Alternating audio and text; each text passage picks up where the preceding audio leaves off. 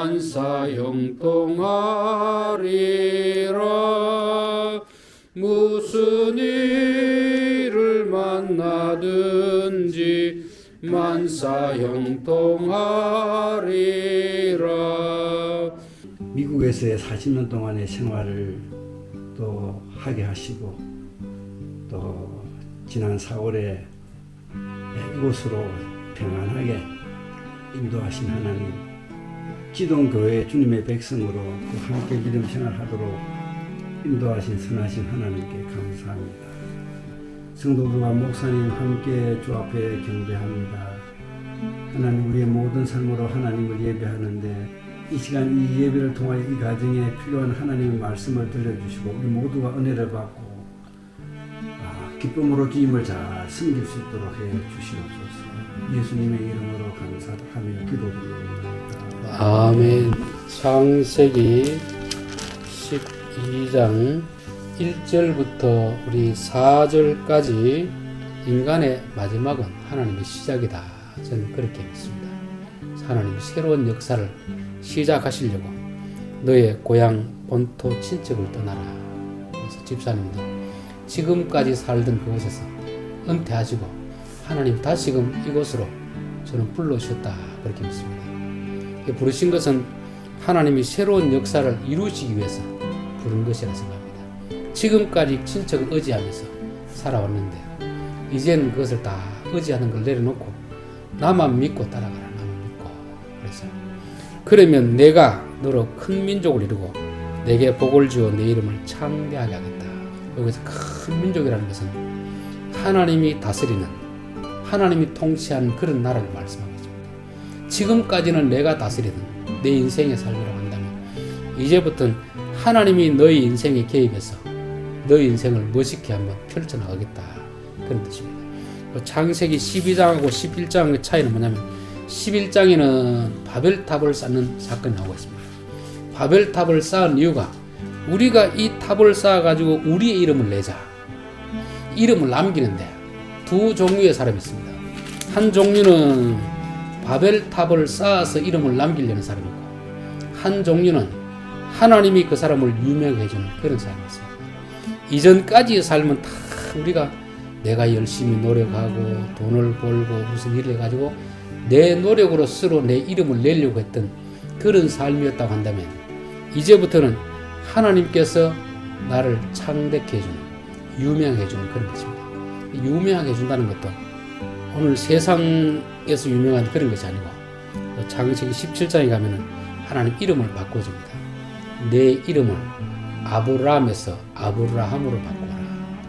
그 아내 이름을 사레에서 사라로 바꾸라 하는 것입니다. 이게 이제 이름을 유명하게 해주는 것이고 창대하게 해주는 거죠. 아브라함은 존경받는 아버지입니다. 아브라함은 열국의 아버지입니다. 사레는 존경받는 아내, 사랑스러운 아내인데 사라는 열국의 어머니가 되는 것입니다. 근데 그 전까지는 나만을 위해서 내 가정만을 위해 살았던 그런 삶이었다고 한다면 이제부터는 열국의 아버지가 되라. 열국의 어머니가 되라.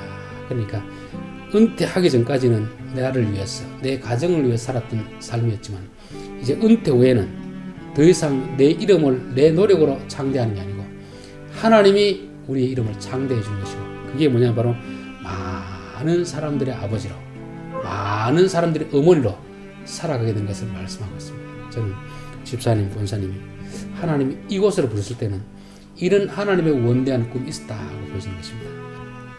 그래서 이에 아브라함이 여호와의 말씀을 따라갔고 롯도 그와 함께 갔으며 아브라함이 하나님을 떠날 때 75세였더라.